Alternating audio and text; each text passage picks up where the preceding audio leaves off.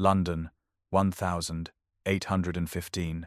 The soft glow of candlelight illuminated the modest dressing room as Eliza Thornfield secured the final silk ribbon in her sister Rebecca's golden curls.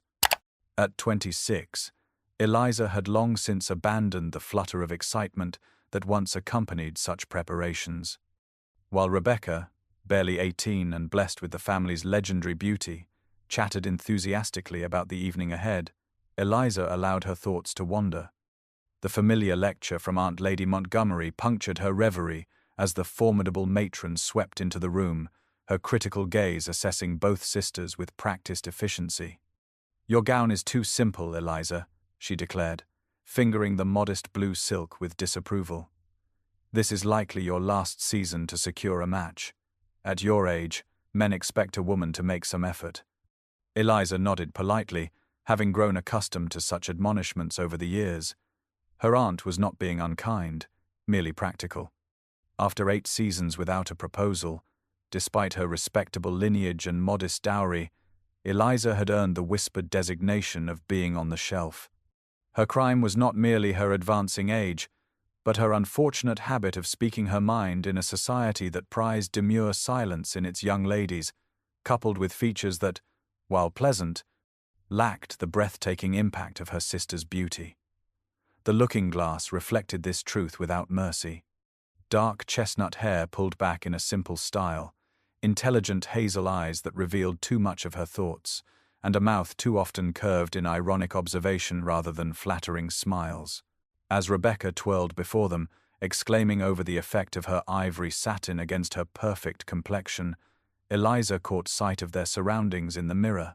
Thornfield House had once been among the finest residences in this fashionable London square.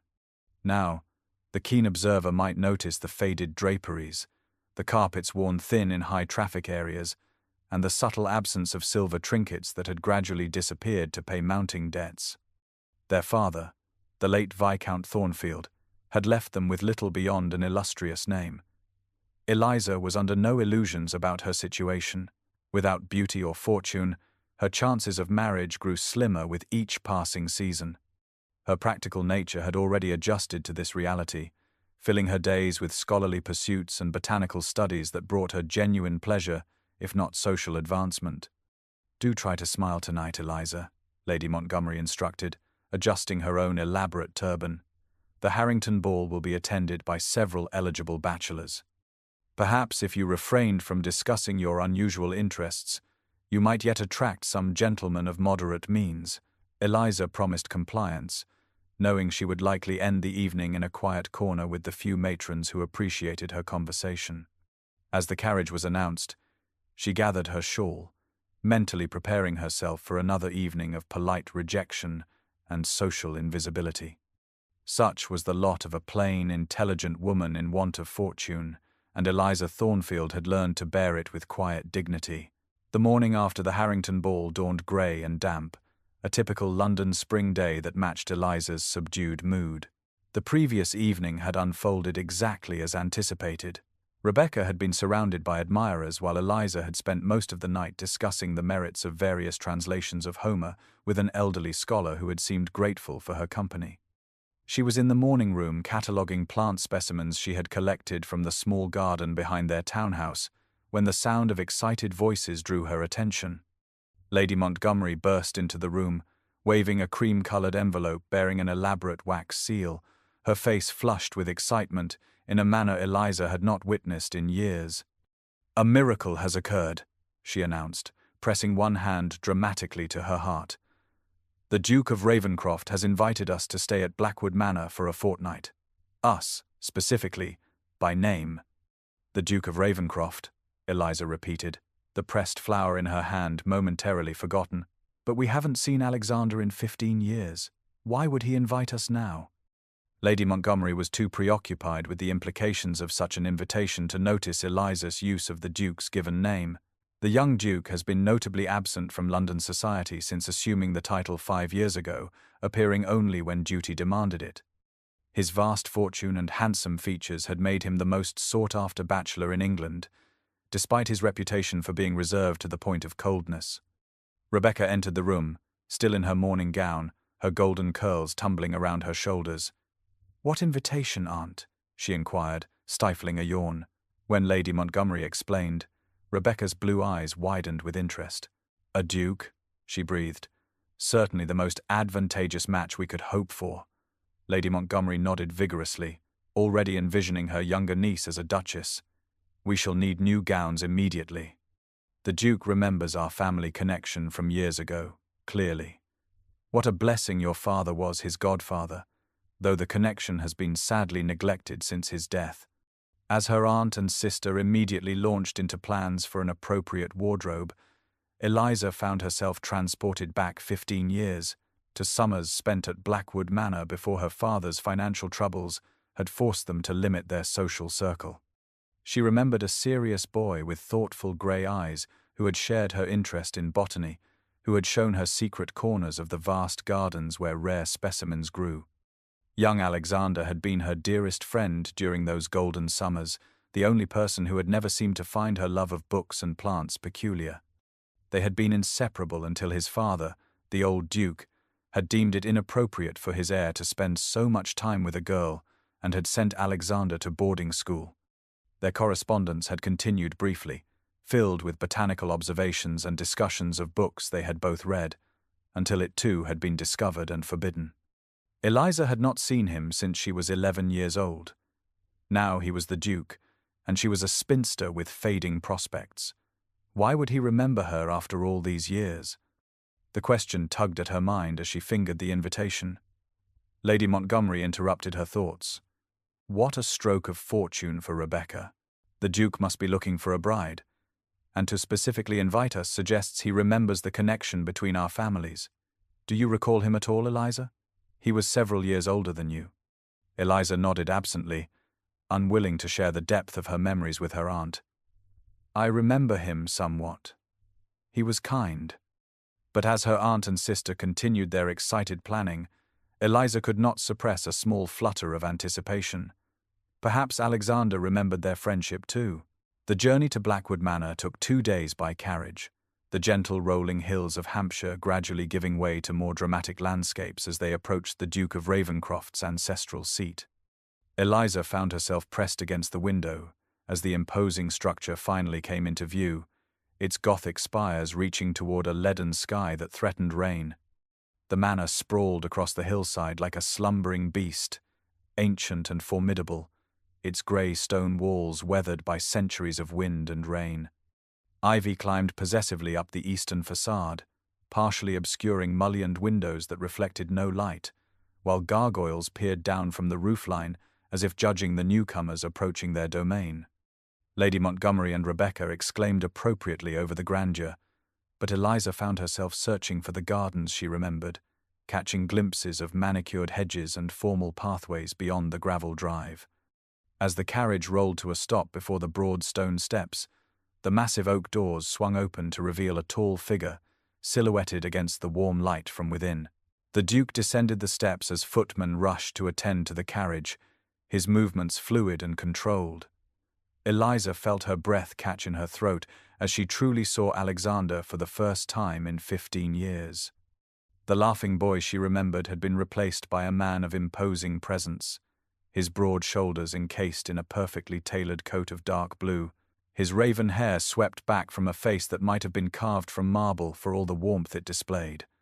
Only his eyes remained unchanged, that peculiar shade of grey that reminded Eliza of storm clouds gathering over the sea. Lady Montgomery and Rebecca dipped into their most elegant curtsies as the Duke greeted them with formal politeness, but when his gaze fell upon Eliza, something flickered in those stormy eyes. A flash of recognition swiftly concealed. "Miss Thornfield," he said, his deep voice sending an unexpected shiver along her spine as he took her gloved hand. "It has been many years. I find myself pleased to discover you still have an interest in botany, if the specimens carefully pressed between the pages of your letters were any indication." Eliza stared at him in surprise, colour warming her cheeks at the realization that he had not only remembered their childhood friendship, but had also kept her letters. "I confess I am surprised you recall such details, Your Grace," she replied, finding her voice at last. The ghost of a smile touched his lips, transforming his severe features momentarily. "I recall a great many details about our acquaintance, Miss Thornfield." The first drops of rain began to fall as he led them into the great hall, the portraits of stern Ravencroft ancestors watching their progress with painted disapproval. Lady Montgomery and Rebecca exchanged meaningful glances at the Duke's particular attention to Eliza, their expressions a mixture of confusion and calculation. A footman appeared to guide them to their rooms, but not before Alexander informed them that he had instructed his head gardener to show Eliza the newly restored conservatory at her convenience. "Perhaps you might share your expert opinion on our collection of rare orchids," he suggested, his tone making it more command than request. As they followed the servant up the grand staircase, Eliza became aware of Rebecca's curious gaze and Lady Montgomery's calculating assessment. The unexpected warmth of the Duke's welcome, directed so specifically toward her rather than her beautiful sister, had upset all their expectations, introducing an element of unpredictability that made Eliza both apprehensive and oddly exhilarated. Perhaps Alexander truly did remember their friendship with fondness. The thought brought a small smile to her lips as she glanced back at his tall figure standing in the hall below, his eyes still following her progress with an intensity that suggested their reunion was far from coincidental. The grand dining room of Blackwood Manor glowed with the light of 100 candles, their soft illumination reflecting off the polished silver and crystal that adorned the massive oak table stretching beneath an ornate chandelier. Eliza's practiced eye noted that while the settings were elegant, they lacked ostentation, suggesting the Duke preferred refined simplicity to gaudy display. The company assembled for dinner included several neighbors of consequence, most notably Lady Harrington and her 3 daughters, each more beautiful than the last, and Mrs. Pembroke with her niece, a striking young woman whose fashionable gown of crimson silk made Eliza's modest blue appear particularly plain by comparison. Lady Montgomery had been visibly disappointed when Rebecca had been seated far from the Duke, while Eliza found herself placed unexpectedly near him at the table, though separated by the eldest Miss Harrington, whose golden curls and tinkling laughter seemed designed to capture masculine attention. Throughout the first courses, Eliza observed the Duke as discreetly as possible, noting how he answered each attempt at flirtation with perfect politeness that nonetheless maintained an unmistakable distance. His intelligence was evident in his conversation, his responses thoughtful rather than merely conventional, while the respect shown to him by the assembled company spoke to his authority as both landlord and nobleman. The other young ladies employed every art of feminine charm in their attempts to engage him, from demurely lowered lashes to strategically displayed accomplishments. Miss Pembroke mentioned her proficiency at the pianoforte no fewer than 3 times, while the youngest Miss Harrington contrived to drop her fan so that the Duke might gallantly retrieve it. Eliza, by contrast, remained quietly attentive, speaking only when directly addressed and feeling increasingly invisible among the beauty and vivacity surrounding her. She had just resigned herself to an evening of polite insignificance when the conversation turned unexpectedly to literature. Miss Harrington proclaimed her admiration for the Romantic poets, particularly Lord Byron, whose brooding heroes she found most appealing. The Duke listened with a neutral expression before turning suddenly to Eliza. "And you, Miss Thornfield?" he inquired, his grey eyes intent upon her face. "Do you share Miss Harrington's enthusiasm for Byron, or do you perhaps prefer a different poet entirely?" The direct question, asked with genuine interest rather than mere politeness, caught Eliza by surprise. She was conscious of curious glances from the other guests, particularly Lady Harrington, whose expressions suggested she found the Duke's interest in a spinster most peculiar. "I admire Byron's skills, certainly," Eliza replied carefully, "but I confess I find more truth in Wordsworth's celebration of nature than in Byron's glorification of melancholy. Poetry should illuminate the world around us, not merely the turmoil within." Alexander leaned forward slightly, a spark of genuine interest animating his features. "An interesting perspective, Miss Thornfield. Would you then argue that the external world holds more poetic possibility than the landscape of human emotion?" Eliza met his gaze directly, temporarily forgetting the watchful eyes of the company. "I would argue rather that the greatest poetry finds the connection between the two Your Grace. Wordsworth's daffodils are not merely flowers, but vessels of joy that nourish the soul in empty moments. Lady Harrington attempted to reclaim the Duke's attention by mentioning her daughter's extensive library, but Alexander remained focused on Eliza, engaging her in a spirited debate about the merits of various poets that soon had the entire table listening in fascination. Eliza found herself defending Blake against his criticism, her natural eloquence emerging as she forgot her usual reserve. By the time the ladies withdrew to the drawing room, leaving the gentlemen to their port, Eliza was conscious of speculative glances and whispered comments. Lady Montgomery appeared torn between confusion and calculation, while the Harrington sisters regarded Eliza with newly assessing eyes. Rebecca squeezed her sister's hand as they processed from the dining room. "It seems the Duke finds you interesting, Eliza," she whispered. "How extraordinary." Eliza had no response to this, for she found it extraordinary herself. The memory of Alexander's animated expression as they debated, so different from his usual reserve, lingered pleasantly in her mind, along with the unsettling awareness that his interest had awoken something long dormant within her, a dangerous spark of hope that she had thought extinguished years ago. Dawn cast a pearly light across the gardens of Blackwood Manor as Eliza slipped quietly through the French doors of the morning room, eager to explore the grounds before the household stirred. She had dressed simply in a walking gown of sage green, her hair secured in a practical knot at the nape of her neck, with sturdy half-boots that Lady Montgomery would have deemed entirely unsuitable for a young lady seeking matrimonial advancement. The air held the sweet freshness that follows rain, and dew sparkled on every surface, transforming spiderwebs into diamond necklaces draped across hedges and turning ordinary leaves into collections of liquid jewels. Eliza breathed deeply, savoring the earthy perfume of damp soil and green-growing things as she followed a gravelled path that wound between formal parterres and artfully arranged shrubbery. Her steps quickened as she recognized landmarks from her childhood visits, the marble folly, the ornamental lake with its family of swans, and finally, the walled garden that had been her favorite retreat during those long-ago summers. The wrought-iron gate yielded to her touch with a familiar creak, revealing the botanical treasure trove within. While the formal gardens were designed for beauty, this space had been created for botanical study, with specimens organized by family and region of origin rather than aesthetic appeal. Eliza moved slowly along the neat paths, recognizing old friends and discovering new additions, her fingers occasionally reaching out to touch a particularly interesting leaf or blossom. She was kneeling beside a small plant with unusual variegated foliage, examining its structure with such absorption that she failed to notice the tall figure who had entered the garden behind her. "Miss Thornfield," the Duke said, his deep voice startling her from her contemplation. "You rise early." Eliza rose quickly, brushing soil from her gloves as she turned to face him. "Your Grace, I hope I have not trespassed. I remembered this garden from childhood and wished to see if it remained as I recalled." Alexander approached, his expression softening as he glanced at the plant she had been examining.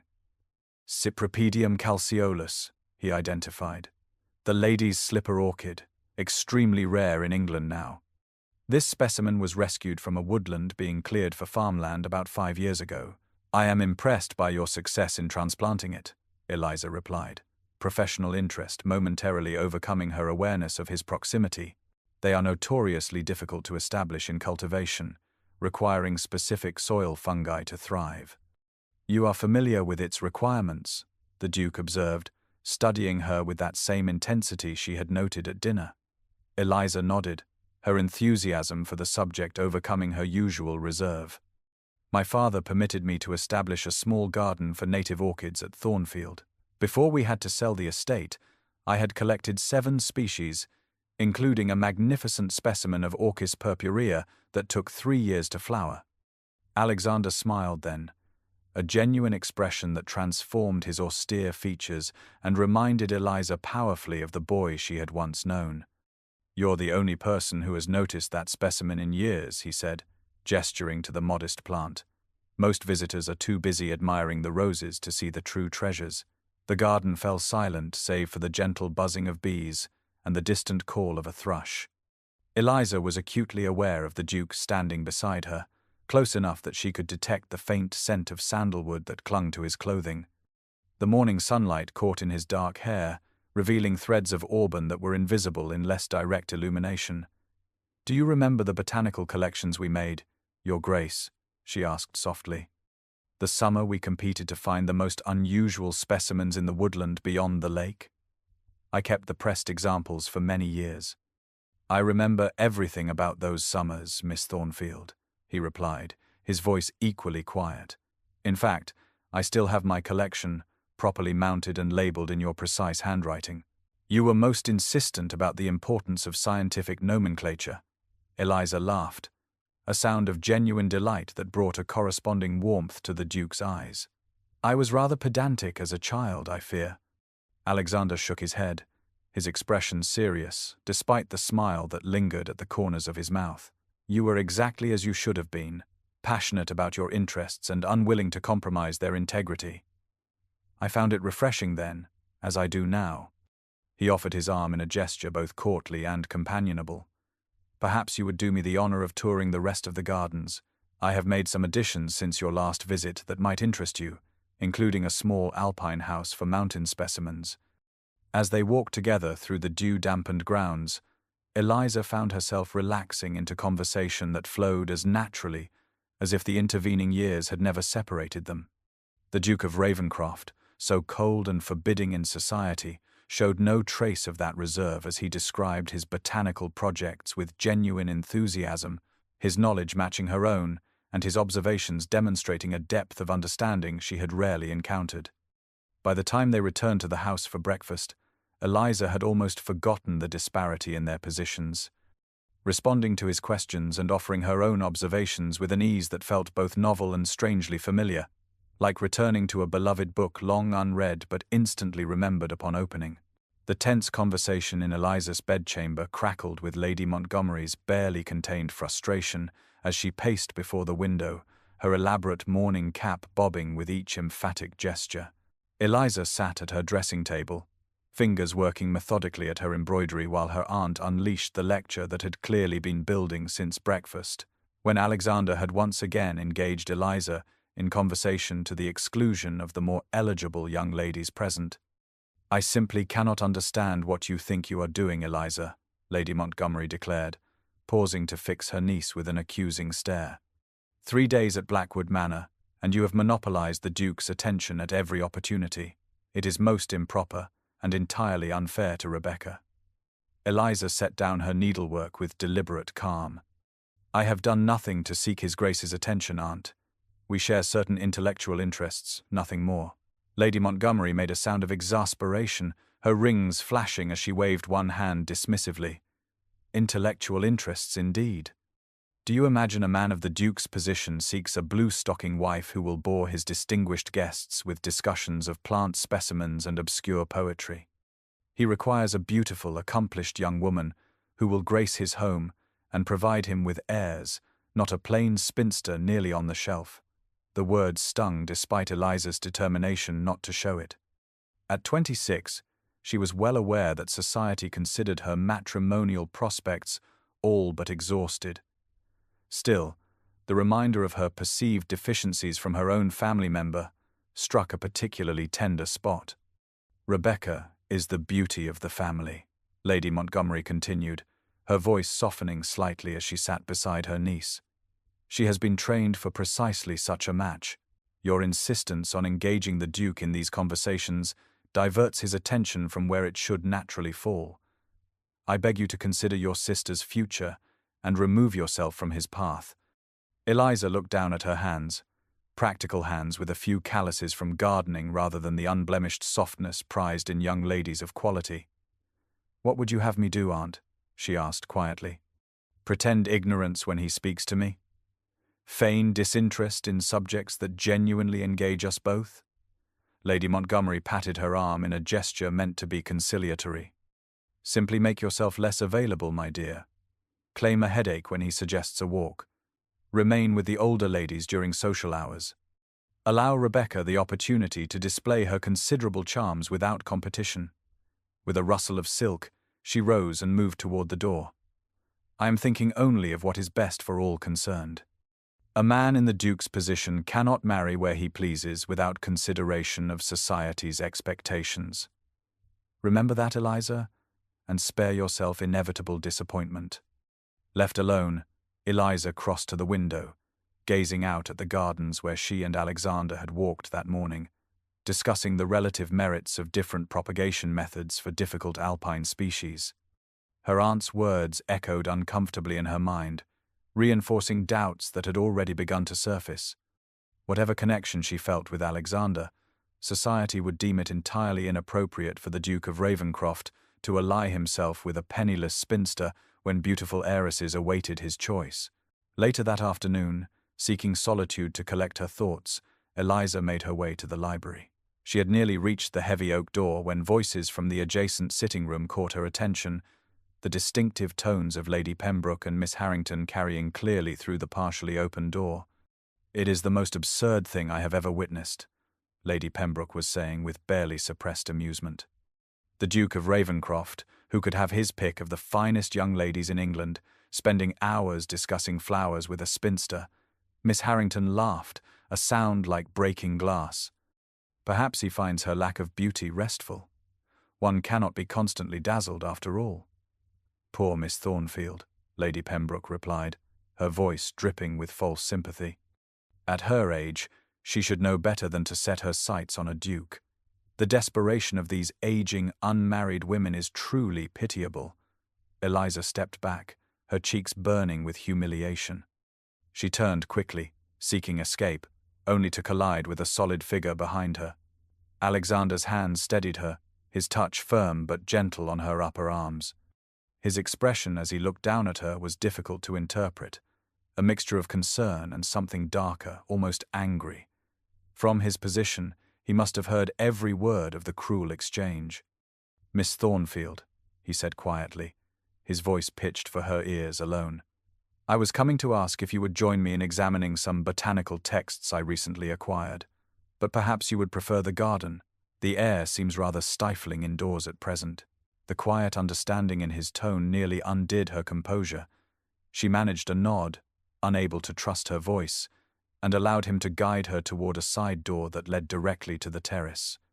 As they emerged into the fresh air, Eliza took a steadying breath, acutely aware of Alexander's hand still resting lightly at her elbow and the silent support it offered. But beneath that momentary comfort, her aunt's warning echoed persistently. A man in the Duke's position cannot marry where he pleases. The truth of those words, reinforced by the cruel observations she had overheard, settled around Eliza's heart like an iron band, restricting hope even as Alexander's continuing attention sought to nurture it. The evening entertainments at Blackwood Manor followed the predictable pattern of country house gatherings across England. Dinner gave way to music in the drawing-room, with each accomplished young lady taking her turn at the pianoforte, while the Duke listened with polite attention. When card tables were arranged for whist, Eliza found herself partnered with an elderly gentleman who dozed between hands, making concentration on the game nearly impossible. After losing 3 consecutive rounds due to her partner's inattention, Eliza discreetly excused herself, claiming a desire for a book to read before retiring. No one remarked on her departure. All attention focused on Rebecca, who was performing a sentimental ballad to appreciative applause. The grand corridor stretched before her, dimly lit by wall sconces placed at intervals that left pools of shadow between islands of golden light. Eliza wandered without particular destination until an open door revealed the warm glow of a well-lit chamber beyond. She stepped inside and caught her breath at the sight of what must be the finest private library in Hampshire. 2 stories of bookshelves lined the walls, accessible by a wrought-iron spiral staircase that curved gracefully to the gallery above. Leather-bound volumes in rich shades of burgundy, forest green, and deep blue filled the shelves, their gilt lettering catching the light from the fire that burned cheerfully in the massive stone fireplace. The room smelled of beeswax, leather, and the particular fragrance of well-kept books, a scent Eliza had always associated with comfort and discovery. Drawn to the shelves like a moth to flame, she moved along the rows, fingers trailing lightly over the spines as she read titles and authors. An entire section devoted to natural sciences caught her attention, and within it, a collection of botanical works so comprehensive it rivaled the Royal Society's library. She selected a volume on alpine flora, its leather binding supple beneath her fingers, and carried it to a reading table positioned to catch the best light from both windows and fireplace. As she opened the cover, something fluttered from between the pages, a delicate pressed flower, its blue petals faded but still recognizable as Gentiana verna, the spring gentian. Eliza stared at it in wonder, memory suddenly vivid. She had found this specimen on a hillside during their last summer together, Alexander holding her hand to steady her as she reached precariously for the tiny blossom growing from a crevice in the rocks. How strange that it should fall from this particular volume, preserved for 15 years like the memory it evoked. "I see you found my botanical sanctuary." Alexander's voice from the doorway startled her from her reverie. He entered, closing the door quietly behind him and crossing to where she stood, the pressed flower still resting on the open page before her. "I discovered it quite by accident," Eliza admitted, gesturing to the flower. "And this as well. You kept this all these years?" Alexander moved closer, his expression softening as he looked down at the delicate specimen. "Some memories are worth preserving, Miss Thornfield," he replied, his voice carrying a warmth that sent a tremor through her body. "Do you recall the day we found it?" "The hillside above the stream," Eliza said, the memory clear and precious. "You said it was the exact color of the summer sky, and I insisted it was closer to the shade of cornflowers in the meadow. We argued about it all the way home." Alexander laughed, the sound rich and genuine, transforming his features from their habitual seriousness into something that made Eliza's heart beat faster. "You were most determined to prove your point. I believe you even made me hold a cornflower against the flower for comparison. Those were extraordinary summers," he continued, his tone becoming reflective. "In many ways they shaped the man I became." Eliza looked up at him, surprised by the admission. "I am glad they were meaningful to you, Your Grace." For me as well, those summers were a time of perfect happiness before she trailed off, unwilling to speak of the financial troubles that had followed, forcing her family to withdraw from society.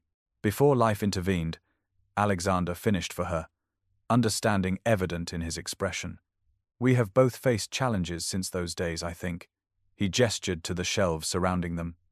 "I built this collection over many years, guided in part by the enthusiasms we shared as children. Your interests helped shape my own, Miss Thornfield." The revelation left Eliza momentarily speechless.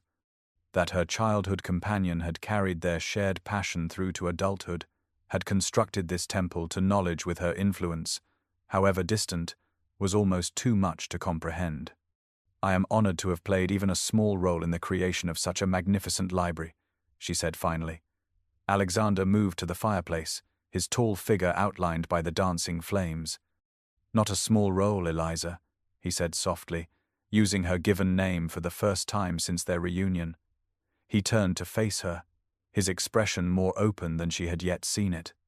"When my father sent me away to school, your letters were my greatest comfort. When they stopped coming, I felt the loss keenly. My father had discovered our correspondence," Eliza explained, the old pain resurfacing. "He forbade me to continue it, saying it was inappropriate to distract the heir to a dukedom with trifling observations about plants and poetry." Alexander nodded, his expression darkening briefly. "My father expressed similar sentiments from his end. He had very specific ideas about suitable connections for his heir." He crossed back to where she stood, close enough now that she could see the fine lines at the corners of his eyes, evidence of the years that had passed since they last stood thus in conversation. "But we are no longer children subject to our father's dictates," he said quietly. "And I find myself exceedingly grateful that circumstances have brought you back to Blackwood, even if temporarily."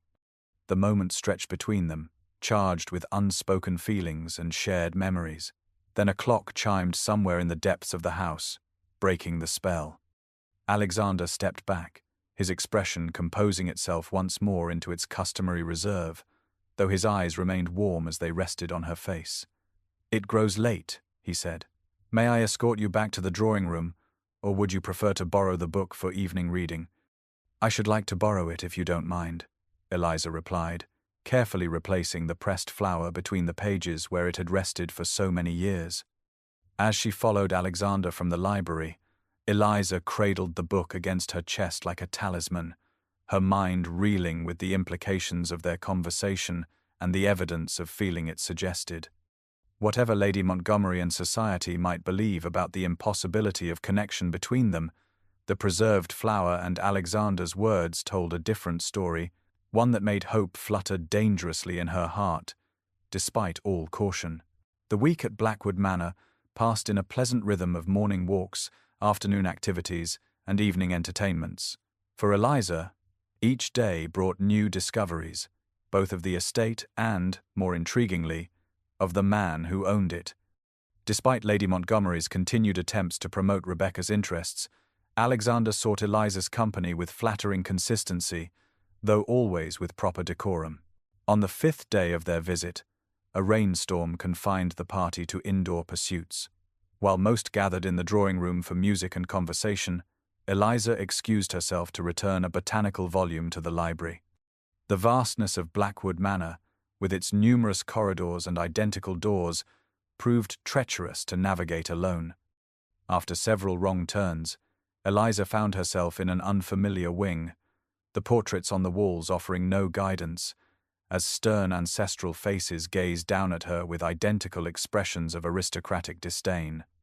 Hearing footsteps approaching and unwilling to be discovered wandering like a lost child, she quickly opened the nearest door and slipped inside. The room appeared to be a study of some sort, handsomely appointed with leather furniture and dominated by a massive desk positioned before tall windows that overlooked the south gardens.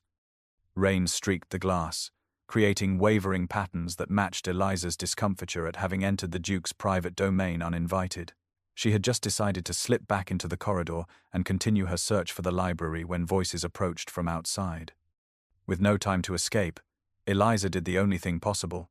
She concealed herself behind the heavy velvet curtains that flanked the windows, pressing her back against the cold glass and hoping that whoever entered would depart quickly. The door opened, and Alexander's distinctive voice reached her ears, followed by the deeper tones of several gentlemen. Their footsteps crossed to the desk area, and the sound of chairs being drawn back suggested they were settling for a discussion. "I appreciate your making time for us today, Ravencroft, particularly in such inclement weather," said one voice, cultured and authoritative. "Lord Wexley," Alexander replied with cool courtesy. "You mentioned a matter of some importance in your note. Since you gentlemen have travelled so far, shall we proceed directly to the purpose of your visit?" There was a brief silence, then a different voice, slightly hesitant. "We represent certain interests, Your Grace. Families of distinction who seek advantageous connections. Our daughters have been presented at court, possess significant dowries, and have been educated in all the accomplishments society values." There was a pause, and Eliza could almost see Alexander's raised eyebrow, the expression of polite inquiry he adopted when his patience was being tested. "Are you proposing a cattle auction, gentlemen, or merely a marriage mart?" A third voice, sharp with offence. "We are offering the most eligible matches in England, Your Grace. Lady Anne Rutherford, accomplished, beautiful, with £30,000, the Honourable Miss Cartwright, connected to the royal family through her mother's line, and my own daughter, Lady Sophia Wexley, educated in Paris, fluent in 3 languages, with an annual income of £5,000 independent of her dowry." A significant rustling of papers suggested documents being presented, likely settlements and financial details. From her hiding place, Eliza felt a curious hollowness spreading through her chest. Of course, such negotiations would be underway. A duke must marry, and marry well. Her aunt had been correct all along. Behind the velvet curtain, she closed her eyes, wishing she could block the sound as easily as the sight. Alexander remained silent so long that one of the gentlemen eventually prompted, "Your Grace? Have you no response to these generous offers?"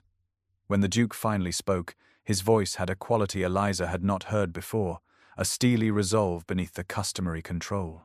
"Gentlemen, I appreciate the compliment implied by your interest in allying your families with mine.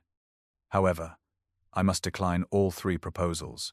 regardless of their financial merits or the undoubted qualities of the ladies in question.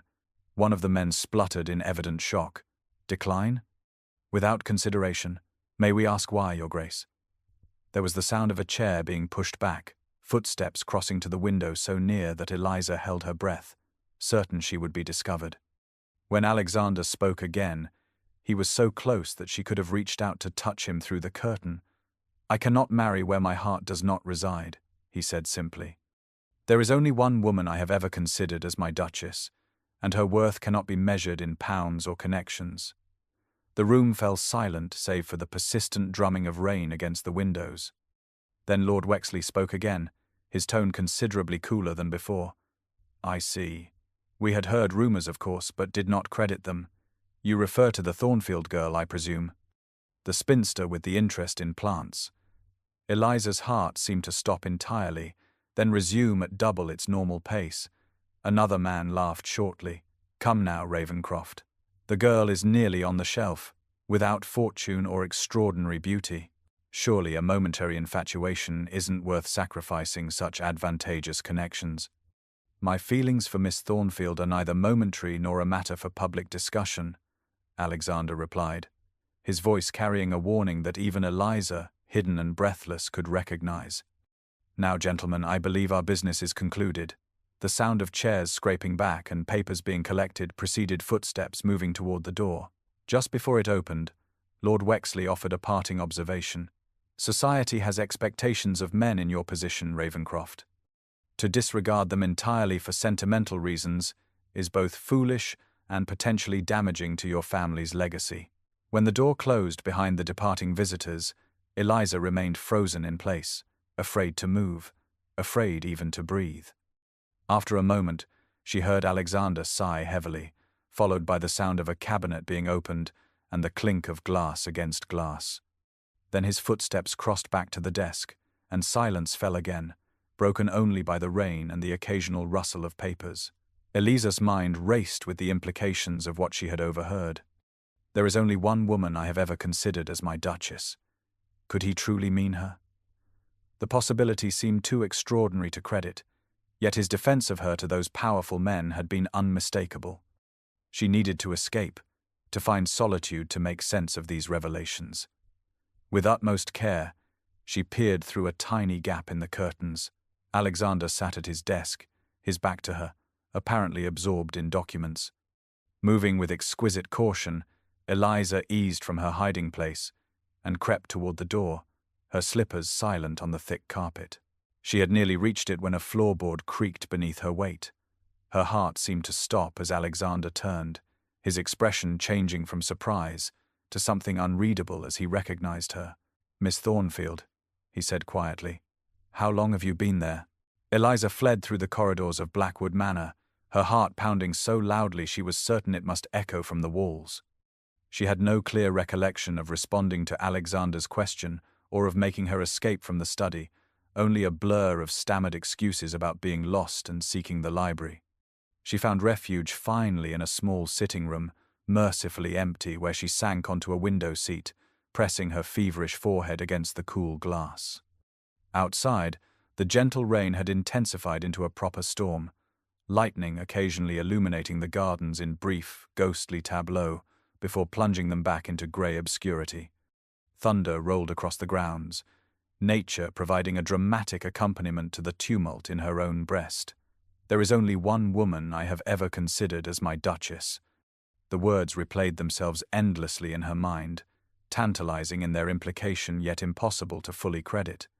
Who was this woman who held such power over the Duke's heart? Lady Montgomery had mentioned no attachment in her extensive research before accepting the invitation, and certainly none of the staff or neighbors had alluded to any significant woman in his life. Could he truly have meant her, Eliza Thornfield, the penniless spinster whom society had already consigned to insignificance? It seemed incredible, yet his defense of her to those powerful men had been unmistakable. "My feelings for Miss Thornfield are neither momentary nor a matter for public discussion." A fresh bolt of lightning split the sky, followed almost immediately by a crack of thunder that rattled the window panes. Eliza wrapped her arms around herself, overwhelmed by emotions she had long suppressed. Since her father's death and the family's subsequent financial collapse, she had trained herself to expect nothing, to find contentment in small pleasures and intellectual pursuits, rather than the dreams of love and family that occupied other women her age. Yet here, in the space of a week, Alexander had systematically dismantled those careful defenses, awakening feelings she had thought safely buried. I cannot marry where my heart does not reside. Was it possible that the boy who had shared her passion for botany had grown into a man who could love her despite society's expectations? Or was she constructing castles from clouds, misinterpreting kindness and shared interests as something deeper? The door opened, startling Eliza from her reverie. Rebecca entered, looking particularly lovely in a gown of pale yellow that complemented her golden curls. She crossed to join her sister at the window seat, her expression concerned. "I've been searching everywhere for you, Eliza. Aunt is asking questions about your absence from the drawing room." Eliza managed a faint smile, aware that her cheeks were still flushed and her manner distracted. "I lost my way returning from the library. This house is a veritable labyrinth." Rebecca studied her sister's face with uncharacteristic shrewdness. "It isn't just the house that has you looking so bewildered, is it? It's the Duke." Eliza looked down at her hands, unable to deny the truth yet unwilling to voice hopes that might prove groundless. "We were childhood friends, nothing more. His attention now is merely courtesy." Another lightning bolt illuminated the room, briefly transforming Rebecca's pretty features into a stark white mask before the following darkness softened them again. "The Duke of Ravencroft does not devote hours of his day to botanical discussions out of mere courtesy, Eliza," she said gently. "I may be young, but I recognize a man's interest when I see it, and I see how you look at him when you think no one is watching." Eliza felt tears gathering, whether from the unexpected understanding in her sister's voice or from the overwhelming events of the afternoon. She could not say. "What am I to do, Rebecca? I am 26, without fortune or extraordinary beauty, as Lord Wexley so bluntly observed this afternoon. Even if the Duke harbours some regard for me, society would deem such a match completely unsuitable." The storm outside intensified, rain lashing against the windows in sheets driven by the rising wind. Rebecca took her sister's cold hands between her warm ones. "Do you love him?" she asked simply. The question hung in the air between them, demanding honesty that Eliza had scarcely admitted to herself. After a long moment, she nodded, a barely perceptible movement. "Since we were children, I think, though I didn't recognize it then. But what does that matter? Dukes do not marry for love, especially not to women like me." Rebecca squeezed her hands. "Perhaps this Duke is different. He has certainly behaved differently since our arrival, showing marked preference for your company over that of more conventional candidates. You must speak with him, Eliza. You must know his mind before we depart next week." Thunder crashed again, directly overhead, as if punctuating Rebecca's statement with nature's exclamation point. Eliza shook her head, fear clenching around her heart at the thought of such vulnerability. "I cannot. The risk of humiliation, of misunderstanding his intentions, is too great." Rebecca rose, smoothing her skirts with practiced grace. "Then you risk losing something precious, sister. Sometimes courage is required to secure happiness. Think on it." With that she departed, leaving Eliza alone once more with the storm beyond the window and the equally turbulent emotions within her breast. She pressed her fingertips to her temples, trying to make sense of the day's revelations. There is only one woman I have ever considered as my Duchess. If that woman truly was herself, did she have the courage to reach for such unexpected happiness? And if she had misinterpreted, could she bear the devastation that would follow? The storm continued unabated, nature mirroring the conflict in her heart as evening shadows gathered in the corners of the room and the first candles were lit in the corridors beyond. The morning after the storm dawned clear and bright, the rain-washed landscape gleaming with renewed vibrancy beneath a cloudless sky. Blackwood Manor had suffered some minor damage during the night, a fallen branch against the conservatory roof and several uprooted flowers in the formal gardens, necessitating inspection tours of both house and grounds. Lady Montgomery had promptly volunteered Rebecca to accompany the Duke on these rounds, but Alexander had politely declined, explaining that estate matters required his personal attention. By mid-afternoon, the household had settled into quiet pursuits. Eliza sat in the drawing room with her embroidery, listening to Rebecca practice a new sonata on the pianoforte, while steadfastly avoiding thoughts of her encounter with Alexander the previous day. She had successfully evaded any private conversation with him thus far, pleading a headache at breakfast and joining a group of ladies for needlework immediately afterward. Her concentration was interrupted when the Duke himself appeared in the doorway, his tall figure commanding immediate attention from everyone present. "Ladies," he said with a formal bow, "I thought perhaps you might enjoy a tour of the portrait gallery this afternoon. The recent cleaning has restored several ancestral paintings to their former glory." The suggestion met with general approval, and soon the entire party was following Alexander up the grand staircase to the west wing, where generations of Ravencrofts gazed down from ornate gilt frames. The Duke proved a knowledgeable guide, relating historical anecdotes about various ancestors with dry wit that transformed what might have been a tedious exercise into an entertaining diversion. Eliza hung back from the main group, allowing Lady Montgomery and Rebecca to maintain positions closest to their host while she examined the paintings at her own pace. She had nearly reached the end of the gallery when she realized Alexander had materialized at her side, the rest of the party now several portraits ahead. "Miss Thornfield," he said quietly, "there is something I wish to show you, if you would permit me." His expression held an intensity that made refusal impossible. Eliza glanced toward the others, but they were thoroughly engaged in Lady Montgomery's dramatic retelling of her own family's historical connections to the Ravencrofts. "This way," Alexander murmured, guiding her toward what appeared to be a solid panel at the end of the gallery. His fingers pressed a concealed mechanism, revealing a narrow door that opened silently into a circular chamber beyond. Hesitantly, Eliza stepped through, finding herself in what was clearly an artist's studio, illuminated by skylight windows that flooded the space with clear northern light. Easels stood at various stations, some holding blank canvases, others works in progress, but it was a single portrait positioned prominently in the center of the room that drew her attention and held it in stunned silence. From the canvas, her own face gazed back at her, rendered with extraordinary sensitivity and skill.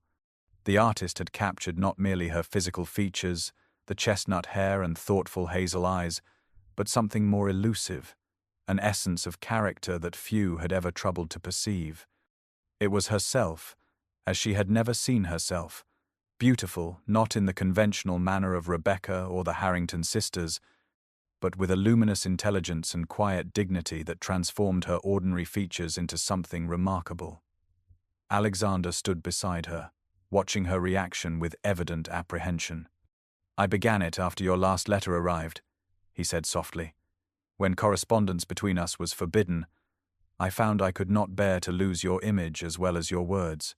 Over the years I added to it from memory, trying to imagine how you might have changed as you grew older."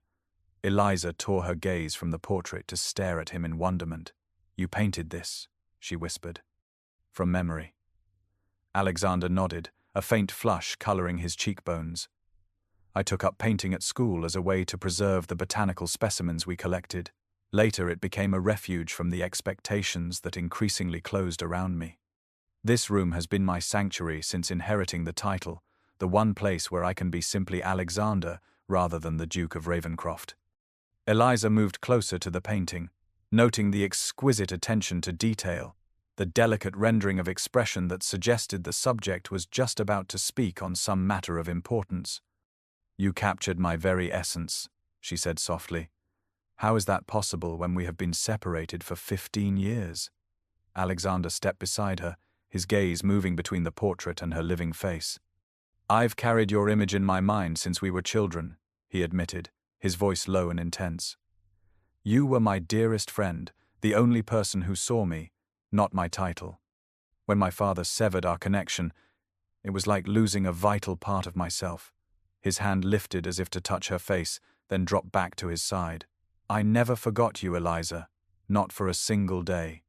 The confession hung in the air between them, fraught with meaning and unspoken emotion. Eliza felt her heart beating wildly, her carefully constructed defenses crumbling in the face of such extraordinary evidence of his regard. If what he said was true, if this portrait represented years of memory and longing, then perhaps the woman he had spoken of to the aristocrats was indeed herself. Yet still caution held her silent, the habits of disappointment too deeply ingrained to be easily abandoned. "Why did you invite us to Blackwood?" she asked finally, needing absolute clarity before surrendering to hope. "After all these years, why now?" Alexander moved to the window, sunlight etching his profile against the glass. "When my father died 5 years ago, I gained access to his private correspondence. Among his papers, I found letters from your father, including one that explained your family's financial difficulties and requested the loan that might have saved Thornfield Manor. My father refused, of course." His eyes, when he turned back to her, held regret and something deeper, more compelling. "I have spent these 5 years searching for you, Eliza. Society columns, mutual acquaintances, even hiring investigators. When I finally discovered you were living with Lady Montgomery in London, I arranged the invitation immediately." He crossed the room to stand before her, close enough that she could see the flecks of silver in his grey eyes, close enough to detect the slight tremor in his hands as he reached for hers. "I needed to know if the connection we shared as children still existed," he said simply. "I needed to see if the woman you had become matched the image I had carried in my heart all these years." And Eliza asked, scarcely daring to breathe as his fingers closed gently around hers. A smile transformed his features, reminiscent of the laughing boy she had once known, yet infinitely more compelling on the face of the man he had become. "And I discovered that reality far surpasses memory," Alexander replied, his voice deepening with emotion. "The intelligent child has become a remarkable woman, one who still sees beyond titles and fortune to the man beneath, one who still challenges my mind and touches my heart in ways no other ever has, one whom I have come to love with a depth that terrifies and exhilarates me in equal measure." The world seemed to narrow to this single moment, this circular room filled with golden light, this extraordinary confession that rewrote everything Eliza had believed about her place in the world and her value as a woman. It was too much to absorb at once, this revelation that the Duke of Ravenscroft, the most eligible bachelor in England, had spent years searching for her, painting her from memory, preserving their childhood connection in his heart against all odds and expectations. For the first time, she allowed herself to acknowledge the full extent of her own feelings, the growing attraction that had burgeoned into something far deeper during their days together at Blackwood. "Alexander," she began, her voice catching with emotion, but the moment was shattered by the sound of the door opening behind them. Lady Montgomery stood framed in the doorway, her expression shifting rapidly from surprise to calculation as she took in the scene before her, the intimate proximity of her niece and the Duke, their clasped hands, and most significantly the portrait that dominated the room. "Your Grace," she said, her voice strained with forced lightness, "we wondered where you had disappeared to. I see you have been showing Eliza your artistic endeavors." The moment of perfect understanding between Eliza and Alexander fractured, reality with all its complications flooding back. Yet, as they followed Lady Montgomery back to the gallery where the others waited, Alexander maintained his hold on Eliza's hand until the last possible moment, his fingers squeezing gently in silent communication. Whatever obstacles might lie ahead, Eliza now carried one certainty in her heart, a precious knowledge that transformed everything. Alexander Ravenscroft, Duke of Ravenscroft, the most eligible bachelor in England, loved her, Eliza Thornfield, and had done so for 15 years. The revelation left her breathless with wonder and frightened by possibility in equal measure. The grand ball at Blackwood Manor had been the highlight of the local social calendar for generations, and Alexander had revived the tradition with meticulous attention to detail. The ballroom, seldom used since his father's time, had been transformed by countless candles, fresh flowers, and the musical strains of a full orchestra brought from London for the occasion. Crystal chandeliers cast their golden glow over the assembled company, catching the flash of jewels at elegant throats and the shimmer of silk gowns as couples moved through the intricate patterns of a country dance. Eliza stood at the edge of the room, watching the swirl of color and movement with a sense of detachment. The days since the revelation in the portrait gallery had passed in a curious limbo. Lady Montgomery's constant presence had prevented any private conversation between Eliza and Alexander, though his gaze sought hers often, communicating silently across crowded rooms. Tonight, she wore her finest gown, a creation of deep burgundy silk that had belonged to her mother and had been hastily refashioned by Rebecca and their maid. The color brought warmth to her complexion, and she had arranged her chestnut hair in a more elaborate style than usual, with pearl pins borrowed from her sister securing the arrangement. She knew she would never possess the conventional beauty that drew admiring glances to Rebecca, resplendent tonight in pale blue that matched her eyes. But for once, Eliza felt almost confident in her appearance. The dancing had begun with Alexander partnering Lady Montgomery, as protocol dictated, followed by Rebecca. When the third set ended, he made his way purposefully toward where Eliza stood, his expression warming as he approached. "Miss Thornfield, would you honor me with the next dance?" he asked, extending his hand with formal courtesy belied by the warmth in his eyes. Eliza curtsied, placing her gloved hand in his. "It would be my pleasure, Your Grace." The orchestra struck up the opening notes of a waltz as Alexander led her onto the floor. His hand at her waist was firm yet respectful as they began to move in perfect unison, as if they had danced together 1,000 times before. "I have waited all evening for this," he murmured, his voice pitched for her ears alone. "You look beautiful, Eliza. The burgundy suits you perfectly." Eliza felt color rise to her cheeks at the compliment. "Thank you. I fear it pales in comparison to the splendor around us." Her gaze swept the ballroom, noting the elaborate gowns and magnificent jewels adorning the other ladies. Alexander guided her through a graceful turn. "You outshine them all," he replied simply. His sincerity warmed her more than any elaborate flattery could have done. They moved together in harmonious silence for several moments, each acutely aware of the watching eyes that followed their progress around the floor.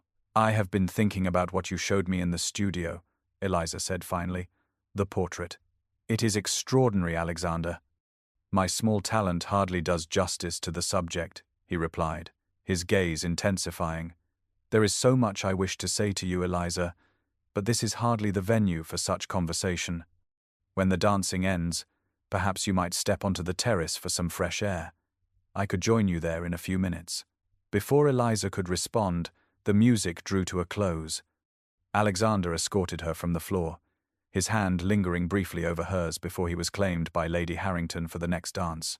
Eliza made her way toward the refreshment room, intent on securing a cool drink before following Alexander's suggestion to seek the terrace. She had nearly reached her destination when Lady Pembroke's voice cut through the general conversation nearby. "It's really quite pathetic," the older woman was saying to a circle of rapt listeners, her voice pitched to carry just far enough. A woman her age, setting her cap at a duke. One can almost smell the desperation.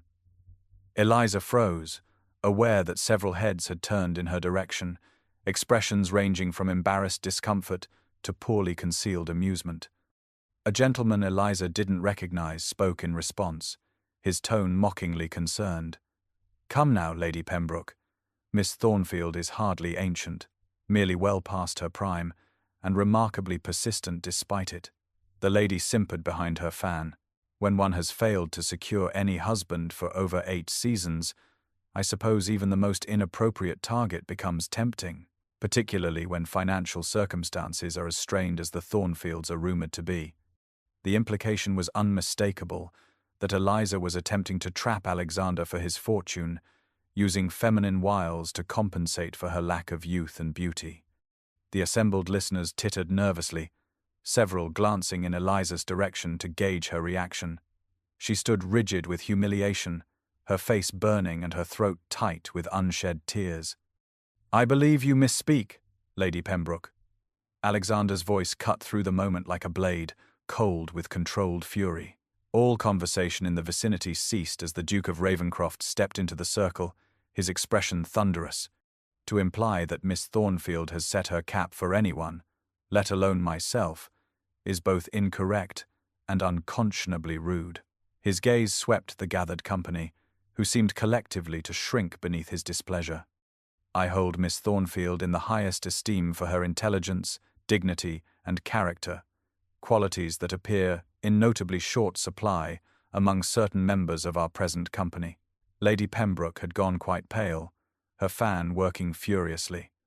Your Grace, I meant no offence, merely observed that the lady's attention to you has been rather marked, and at her age Alexander cut her off, his voice sharp with disdain. Her age is entirely irrelevant, madam, as is your opinion on the matter. I suggest you direct your considerable talent for observation elsewhere before I am forced to reconsider your welcome at Blackwood. The public rebuke, delivered by their host and the highest-ranking peer in the county, created an immediate sensation. Whispers spread through the ballroom like fire through dry grass, heads turning to witness Lady Pembroke's mortification and the Duke's evident anger. Eliza, the unwilling centre of attention, felt the weight of 100 curious stares. The defence, while gallant, had only confirmed what many had already suspected, that the Duke of Ravenscroft had developed a tender for the spinster, Miss Thornfield. And while his rank permitted him such eccentricity, she would forever be marked as the aging, plain woman who had somehow enchanted a duke, an object of jealousy and speculation rather than genuine respect. The pressure of so many eyes, the whispers barely concealed behind fans and gloved hands, the mixture of pity and resentment directed her way became suddenly, overwhelmingly unbearable. With a murmured excuse to no one in particular, Eliza turned and fled the ballroom, seeking escape from the suffocating weight of society's judgment. The terrace doors stood open to the mild spring night, and she slipped through them gratefully, gulping the cool air like a drowning woman suddenly granted breath. Tears blurred her vision as she hurried down the stone steps and into the formal gardens, where lanterns had been hung in the trees to create a fairy tale atmosphere for guests wishing to stroll between dances. Eliza sought darker paths, away from potential observers, until she reached a small stone bench beside a reflecting pool, hidden from the house by a screen of ornamental shrubs. There, finally alone, she allowed the tears to fall, silent testimony to the pain inflicted by Lady Pembroke's cruel words and, more significantly, by the realization that such cruelty would be her constant companion should she ever become Alexander's Duchess.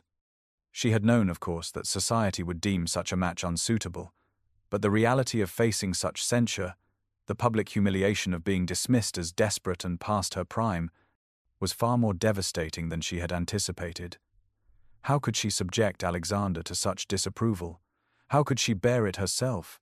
The night air carried the distant strains of music from the ballroom, a poignant reminder of the world from which she had fled.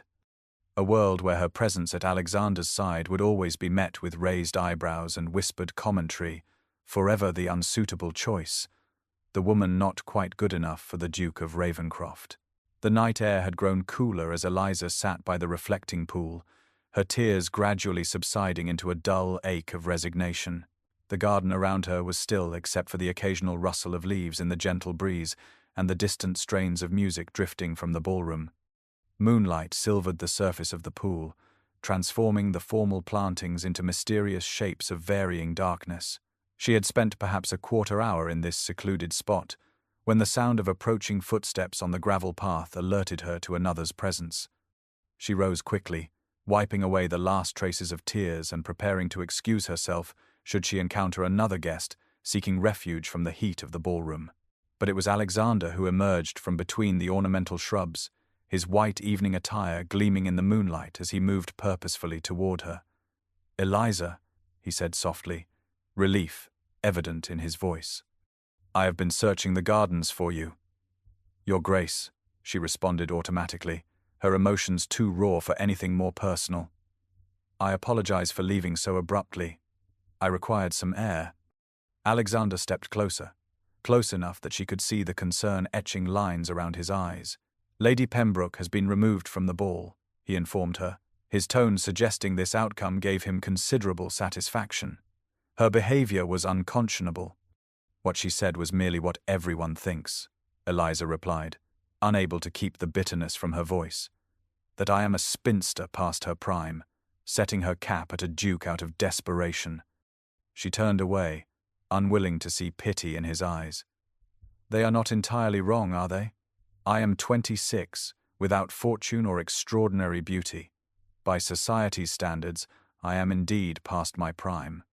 Alexander moved to stand beside her at the edge of the pool, his reflection joining hers on the moonlit surface. "Do you imagine I care one whit for society's standards?" he asked quietly.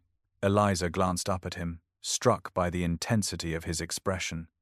"You may not care now, but in time, the constant whispers, the raised eyebrows, the speculation about why the Duke of Ravenscroft chose such an unsuitable bride, it would wear on you, on us both." Alexander laughed softly, the sound holding no humor. "I have endured society's speculation and judgment since inheriting the title at 18. The Tun has opinions on everything from my investments to my choice of waistcoat. Why should my choice of wife be any different?" She studied his profile in the silvery light, the strong line of his jaw, the proud set of his shoulders. "Because marriage is forever," she said simply. "Because the woman who becomes your duchess should bring you advantage, not censure. You deserve someone worthy of your position." A muscle tightened in his jaw. "And who determines worthiness, Eliza? Society, with its shallow values and mercenary calculations? Or might I be permitted some say in the matter?" He turned to face her fully, reaching for her hands and holding them firmly between his own. "I have spent 15 years without you, and the void of your absence has been a constant ache. I have entertained the attentions of dozens of suitable young ladies, each more accomplished and beautiful than the last, each selected by society as an appropriate match for a duke. Not one has touched my heart or engaged my mind as you did when we were children, as you do now as a woman." Eliza's pulse quickened at his words, at the warmth of his hands around hers, at the unmistakable sincerity in his voice, yet still doubt lingered. "The 3 aristocrats who visited you," she said hesitantly. "You told them there was only one woman you had ever considered as your duchess. Was that truly me?" Even in the moonlight, she could see color rise in his cheeks, surprise flickering in his eyes. "You heard that conversation? I was lost in the house and entered your study seeking direction," she explained quickly. "When I heard voices approaching, I hid behind the curtains. I never meant to eavesdrop, but I couldn't leave without being discovered." Alexander shook his head, a rueful smile touching his lips. "So you know that I refused 3 eminently suitable matches and incurred the displeasure of some of the most powerful families in England." He released one of her hands to touch her cheek gently, his fingers cool against her skin. "It has only ever been you, Eliza, since we were children, since before I understood what love meant." The confession, spoken so simply in the moonlit garden, seemed to stop time itself. Eliza stood perfectly still, scarcely breathing as his words washed over her. Healing wounds she had not known were still raw. All the years of feeling invisible, of being dismissed as too plain, too intelligent, too unmarriageable, seemed to fade into insignificance in the face of this one man's unwavering regard. "But why did you never write, after your father's death?" she asked, needing to understand the years of silence between them. "Why wait 5 years to find me?" Alexander sighed, his expression darkening with regret.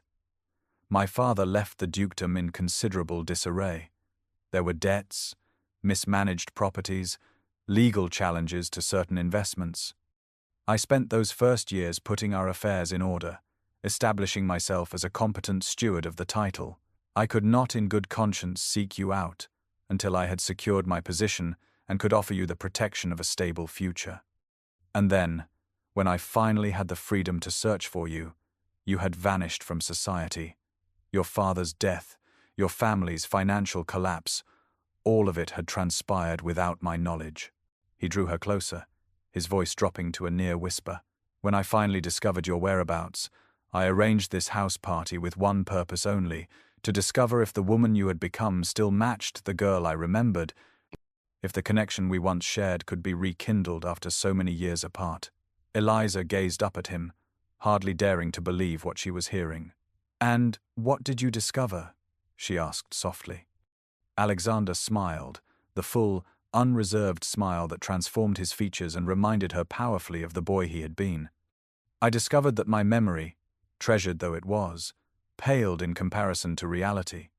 That the woman you have become exceeds every expectation and fulfills every hope.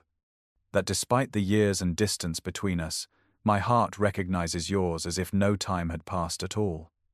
His hand still cupped her cheek, his thumb gently stroking her skin.